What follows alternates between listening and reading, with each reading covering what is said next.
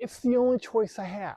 Okay, I get this question constantly anytime I post anything about the solar shed, and there's always somebody who's going to ask me, it's a legitimate question, and they're going to ask me, hey, why in the heck would you put all of these panels on this shed instead of just putting them on the ground like any normal person or mounting them on some mount?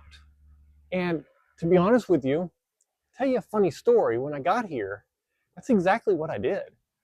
When I got here, and I'm right down the street from the river, so and that's why I like it here, because the river is really nice. I can go down there and walk every night. I can go down there and go fishing and all that kind of stuff. But the the idea here was is that I was just going to take these solar panels, and I probably got some pictures of it, throw them out on the side of the thing, use them on the side of the RV when I'm traveling, and throw them out when I'm here, and throw a few extras because they're home panels, they're big. I got them very cheap, as you know, 15 bucks a piece. So that was kind of the idea and why I did it. Also, if you're interested in how I got them for $15 a piece, I'll put a link up here. I just posted a video yesterday about that, on how it's done, so that you can figure out how to do it yourself and you can get some inexpensive panels. But needless to say, I living here is one of the benefits of living in an RV. If I get to live by the river, I get to travel a lot, I get to do pretty much, so much so, I like it so much so that I've just decided we're just going to sell the house. So we emptied the house out. We're in the process of selling it. Now, I probably won't stay living in an RV.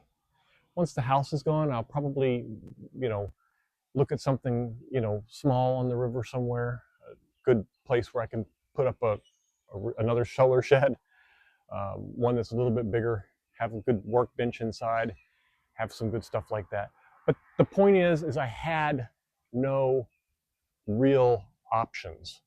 So if I was to have solar panels, the idea was, and I'm going to see if I can get up here on the RV back and show you the ones up there. If I was to have solar panels, they had to be mounted. They had to be physically mounted on a device that I was either driving or was permanently affixed to the property. I couldn't lay them on the ground. I couldn't just build a solar mount. I couldn't do any of that stuff. And trust me, I tried. Just couldn't get them to agree to it. And I'm going to hire this way up there and see if I can get a picture of these solar panels. And hopefully I can. Oh, there we go. So as you can see, I've got 10 370 watt solar panels up here. Now these solar panels, they produce quite a bit of power. And this over here produces up to 7 kilowatts a day. And if you're interested in seeing statistics on that, that's another question that's been asked. I'll link it up here for you to go take a look at that. It'll show you the stats for all of this, show you how I'm doing that. And actually, I'm going to include a link down at the bottom to the Victron website that'll show you this solar live. I've got the Victron that's in the RV, a link to Victron. Somebody suggested it the other day, is a fantastic suggestion. So I opened it up. All you have to do is follow that link and you can see how much power I've got in there and where my batteries are. It's not linked into my inverter. It is only linked into my smart shunt and my solar charge controller. But at least you can get those two and see what that power is. Whoop, that's a heck of a drop.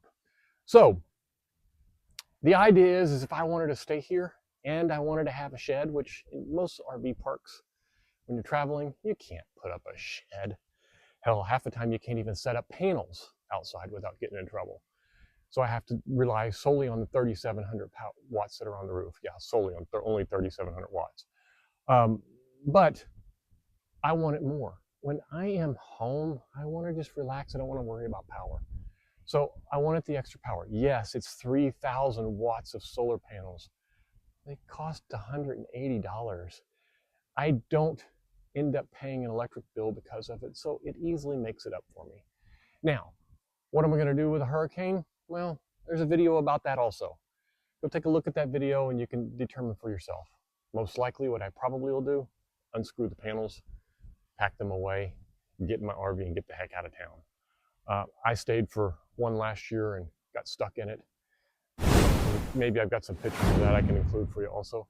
But the idea here is I didn't have a choice. I wanted all of this power. This is what gets hit in the morning. Those 4 up there and these 3 over here. And then the other, when the sun goes down at night, it grabs this one in the back and these 3 over here. And so at any given time, I basically have 8 panels that are lit up. So if you've got a better idea, I'd love to hear it. I love the feedback. I really do appreciate it. Don't miss on Sundays. I have live casts now, Sunday at 4 o'clock Eastern time.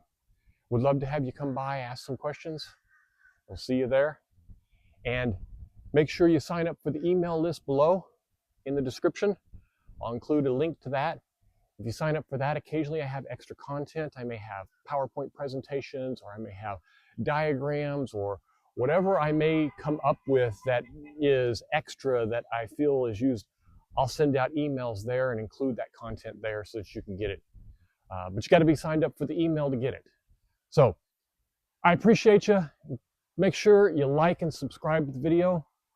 It is my pleasure to do these videos. And that is one way you can do me a lot of, help me a lot, is just like and subscribe. And that way you don't miss any other ones coming out.